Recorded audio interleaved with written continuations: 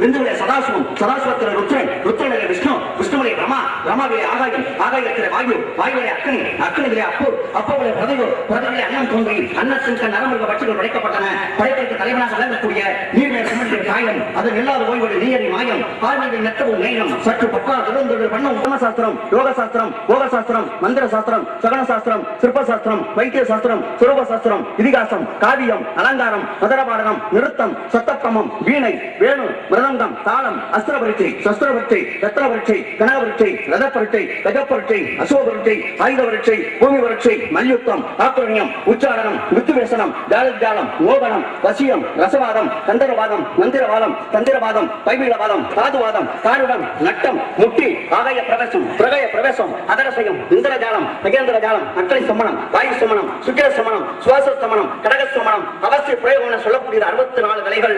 தோதம் 5, பொறி 5, தொழில் 5, கோஷம் 5, சயம் 5, புலன் 5, கரணம் 4, குணம் 3, மலம் 3, கண்மேந்திரியம் 5, விகாரம் 8, நாடி 10, ஆதாரம் 6, மண்டலம் 3, வாயுக்கள் 10, தாதுக்கள் 7, வாசல் 9, வினை 2, அறிவு 1, 96 தத்துவம். வராக புராணம், கூர்ம புராணம், பச்ச புராணம், லிங்க புராணம், பதம புராணம், நாரத புராணம், சிவபுராணம், பௌக்ஷி புராணம், வாமன புராணம், கிருட புராணம், மார்க்கண்டிய புராணம், பிரம்ம புராணம், பிரம்மவர்த்தன புராணம், விஷ்ணு புராணம், அக்கினி புராணம், சூரிய புராணம், கந்த புராணம் என சொல்லக்கூடிய புராணங்களை 18, வேதங்கள் 4.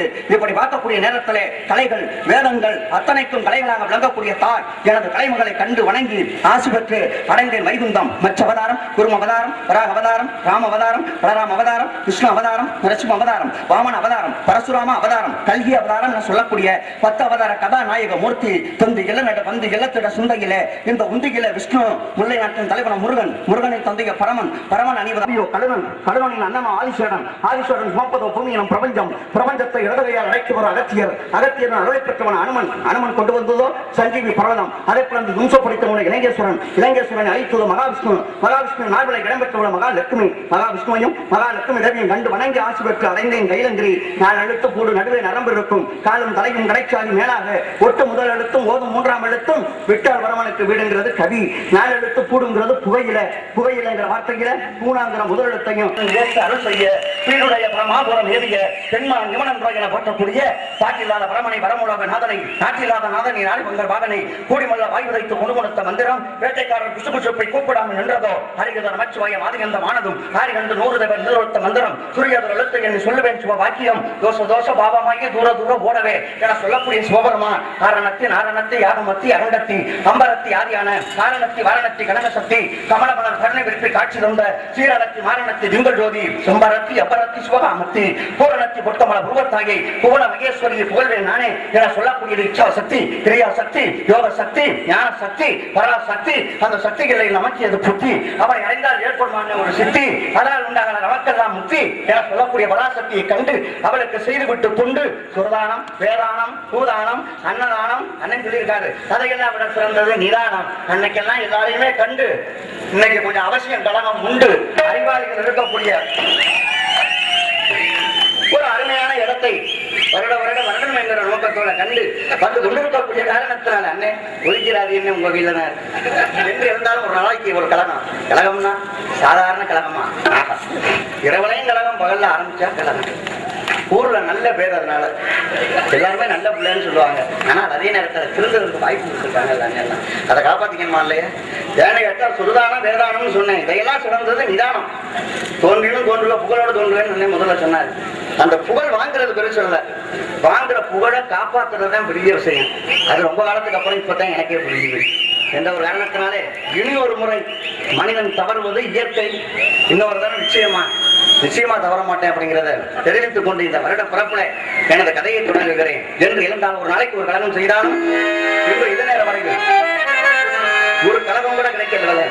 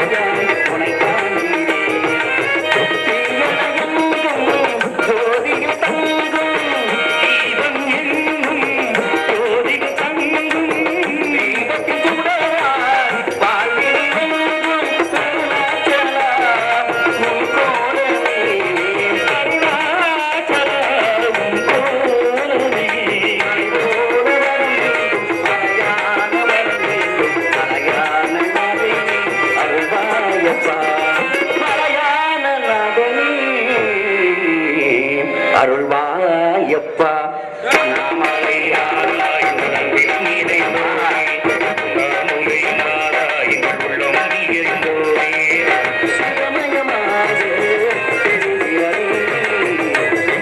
சிவலோகம் பந்திவதே உவனங்களால் அண்ணாமலையே நிலவிரிகளில் காண்பொழுதே வாயிலோரே மனமாடிடோரே அண்ணாமலை ஆளாய் எங்கள் நிறைந்தோரே அண்ணாமலை நாதா எங்கள் உள்ளம் நிறைந்தோரே அண்ணாமலை ஆளாய் எங்கள் அன்பில் நிறைந்தோரே அண்ணாமலை நாதா எங்கள் உள்ளம் நிறைந்தோரே.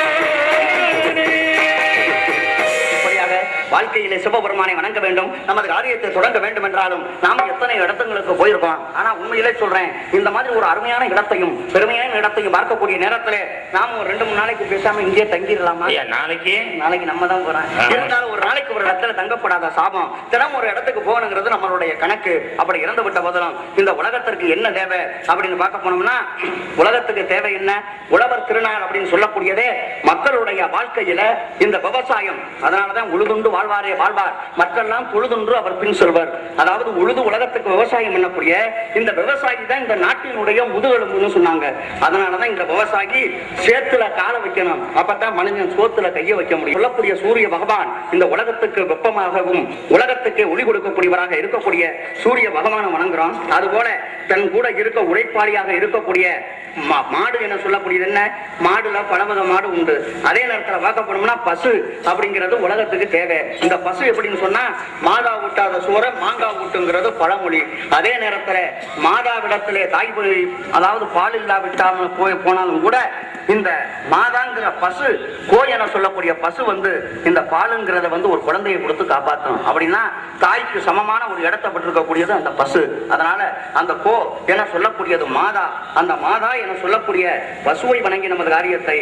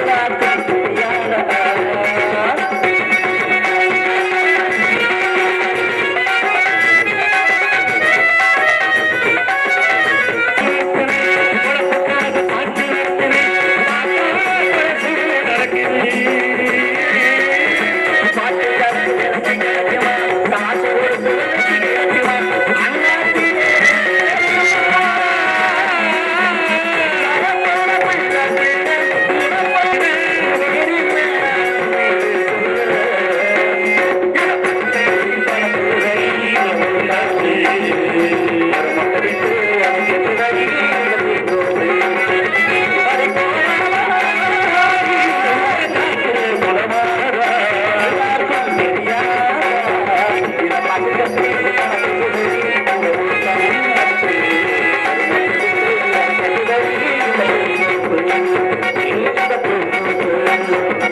you.